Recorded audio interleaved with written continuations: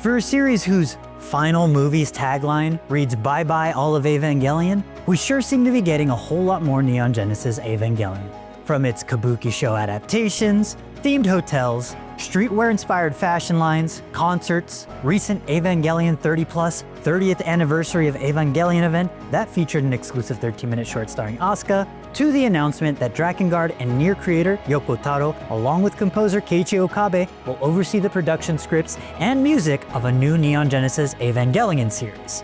Now, even though the series creator, Hideaki Anno, has some, for lack of a better way of putting it, complicated feelings about his multi-million-dollar franchise, the fandom that's grown up with it, the fandom that refuses to outgrow it, and his role as its steward, yeah, I'm thinking Evangelion is back, and here to stay. But as someone who loves critical analysis, I can't help but feel at least a little bit complicit in being a part of the fandom that Anno's final film basically ends with him telling us to grow the f*** up. At least that's my read on part of the overall message of the ending. Surely I can recognize that and still like a thing? Love a thing, in fact, and so can you. And that's why Evangelion is so special. It forces us to hold a mirror up to the ugly truth of fandom, but also the joys of it. It allows us the comforting warmth of nostalgia amid the cold passage of time. Some of you have been with the series from day one, while others, such as myself, may have discovered the series via that one cool friend who decided to let you borrow the Platinum DVD collection, and even newer batches of folks have joined the fandom via the series re-release on Netflix. The point is, part of Evangelion's charm is how frequently it's popped up over the last 30 years, spanning decades and inspiring generations to revisit this series and kick up the dust on theories and arguments that have long laid dormant. Conversations that fans of any age can't help but rejoin just for the hell of it, which is why I believe you cannot outgrow Neon Genesis Evangelion. For those of you who clicked on the video for the sake of trying to understand why Evangelion is so special, here's the elevator pitch. Following a cataclysmic event known as Second Impact that wipes out just about half of humanity, the United Nations establishes an experimental organization headquartered in Tokyo known as NERV, whose sole responsibility is to prevent kaiju-like aliens known as angels from causing an apocalyptic third impact via the use of giant mecha referred to as EVA units, which you no doubt have seen before or seen things inspired by their design. But the only problem with these EVA units is that for some reason, they're not compatible with just about anyone who sits in the cockpit. These mechs run best with teenagers with big emotions. Enter our protagonist, Shinji Ikari, a 14-year-old with daddy issues who's enlisted by his father, Gendo Ikari, commander of NERV, to pilot EVA Unit 1, hence the daddy issues. 他の人間には無理だからな。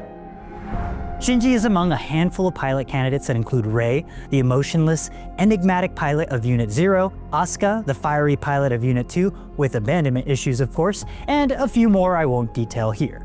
Their operations leader is Misato Katsuragi, the only adult in the group and rising star at NERV, who's dealing with the responsibility of potentially leading children to their deaths in service of saving humanity, corporate espionage, and romance in the workplace.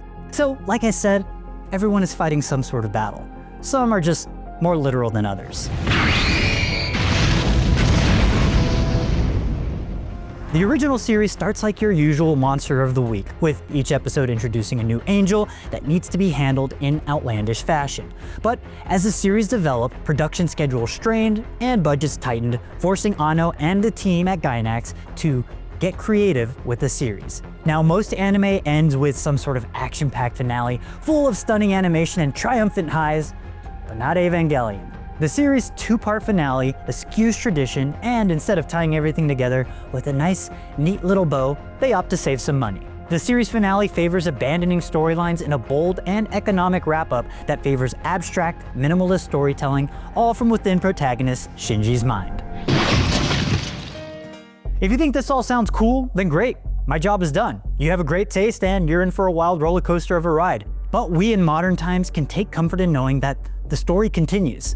Not the case for audiences back in the late 90s. Their beloved characters were ripped away from them with little to no satisfying conclusion. Some enjoyed the series ending while others were understandably upset.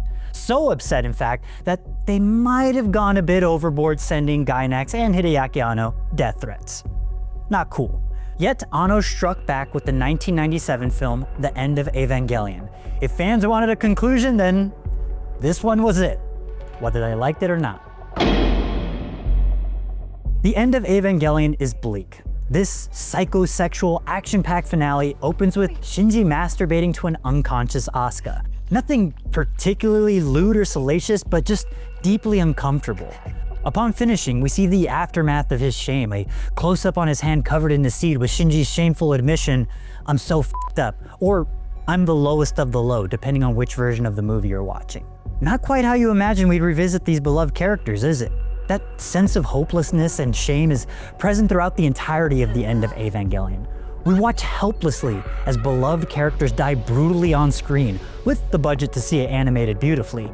A delightful oxymoron that complements the impending sense that not only are our characters doomed, but humanity as we know it is coming to an end, and we're just witnessing the last horrible moments of it. As the End of Evangelion reaches its climax, Anno rips us from the confines of the animated world and plunges us into live-action footage inside of a movie theater. We are the movie theater screen watching audiences watch the End of Evangelion, and the audience is angry. And also includes just such a good shot of this dude flipping off the camera, a serendipitous shot that Anno no doubt included to complement the loads of hate mail he and the rest of the team at Gainax received because of the series' original ending. The film ends on what I believe to be the true through line of Neon Genesis Evangelion, a natural conclusion to the series' metaphor of the hedgehog's dilemma. You gotta watch the rest of the series to figure out what that means, but despite everything we've witnessed, all the horrible and painful sights, I can't help but leave the End of Evangelion with a sense of hope. その中に宿る人の心と共に、たとえ50億年経って、この地球も月も。There's plenty of stories online that talk about the manic depressive state of Hideaki Anno during the series' production of Evangelion. I don't intend on reading into that because that gets into territory I don't think I'm qualified to explore, but when I watch the End of Evangelion, I feel that it is one of the purest distillations of artists wrestling with their creation in all the good and bad. At least that's my read, but I'll leave you to form your opinions of the ending yourself. But for a while, the End of Evangelion really was the end. Then, roughly a decade later, the Rebuilds of Evangelion were announced, a series of theatrical remakes of the original series that would unfold in 4 parts. The official poster for the project is a statement of intent from Hideaki Anno. Quote, "Many different desires are motivating us to create the new Evangelion film. The desire to portray my sincere feelings on film. The desire to share with an audience the embodiment of image, the diversity of expressions, and the detailed portrayal of emotions that animation offers. The desire to connect today's exhausted Japanese animation to the future. The desire to fight the continuing trend of stagnation in anime. The desire to support the strength of the heart that exists in the world." Eva is too old, we felt. However, over the past 12 years, there have been no anime newer than Eva. Specifically, among the stagnant mood of the present day, it is the portrayal of will, not technology, that is most important. To support the fans that support animation, we felt that a work that would appeal to middle and high school-aged men who quickly grow away from anime was necessary. Eva is a story that repeats. It is a story where the main character witnesses many horrors with his own eyes, but still tries to stand up again. It is a story of will, a story of moving forward, if only just a little. It is a story of fear, or someone who must face indefinite solitude, fears reaching out to others, but still wants to try. And as you'd expect, fans felt all sorts of ways about it. All I can say is that I am a huge fan of artists and auteurs reiterating and remaking their life's work until they feel they've gotten it right. I mean, look at other filmmakers like George Miller and his Mad Max saga, which are all arguably the same movie save for Beyond Thunderdome, and game director Hideo Kojima and his Metal Gear Solid series, and even Death Stranding for that matter. Or, to call back to the Square Enix of it all at the top of this video, the entirety of the Final Fantasy VII Remake project. Some creators, whether it be an exercise in love and or self-loathing, feel compelled to return to their defining works. And I dig that. If we imagine Evangelion as a living, breathing entity, it's grown alongside its creator and its audience. The original series being the scrappy preteen years, the End of Evangelion the edgy teenage years, and the rebuild films serving as some sort of crossing from adolescence to adulthood. By the end of the final rebuild film, Evangelion 3.0 plus 1.0, Thrice Upon a Time, it feels evident to me that Hideaki Anno recognizes that nostalgia is something of value and worth cherishing. Yet, it's important to not be held back by it for fear of never growing up. If you let it, nostalgia will suffocate you. いつか自分自身のことも書き換えていくんだ。 And for a time, there was a lot of online forum discussions and Reddit threads picking apart the End of Evangelion and the Rebuild films, with some fans claiming that Anno hates Evangelion and he hates the fans, and I don't think that could be further from the truth. Dude is probably the ultimate fan, or otaku, become creator with his work on Shin Godzilla, Shin Ultraman, and Shin Kamen Rider, which clearly showcase his love of iconic tentpoles of Japanese media, while adding his Evangelion-esque flourishes throughout, like the use of Evangelion's decisive battle theme music to Shin Godzilla. His fandom runs so deep, in fact, that his wife, Yoko Anno, an established mangaka in her own right, has a comic about being married to the ultimate otaku called Insufficient Direction, and all the eccentricities that entails. And in the foreword of Insufficient Direction, Hideaki Anno writes, "The character Director-kun is an otaku." Well, since he's based off of me and I'm an otaku, it's a given. If I were to list up otaku's characteristics, we're introverts with poor communication skills, unable to determine a suitable distance towards others. Our identity is supported by our store of information and knowledge. We're obsessive, self-righteous, and cliquey for self-preservation, and can only talk about ourselves and suck at two-way communications. We're extremely self-conscious and can only look at things from our point of view. Love narcissists have a bloated sense of self that yearns to identify with our idols and are sensitive to attacks. That's a long list of negative descriptions, but I like how it's shown as is. It's not an idealized form of an otaku, but a truthful portrait for all to see.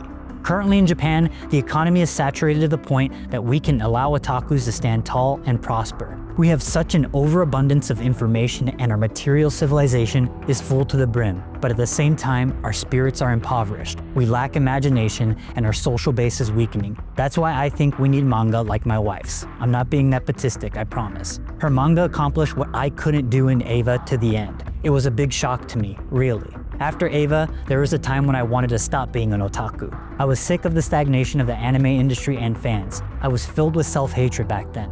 I was desperate. And it's that level of self-awareness and self-criticism that rings true to me. From beginning to the end of Evangelion and the rebuilds that came after, Evangelion is a means to uncover what it means to be human. The ugliness of being human, but also the beauty and grace that comes with it. But Evangelion's time has come and gone, and with more on the way.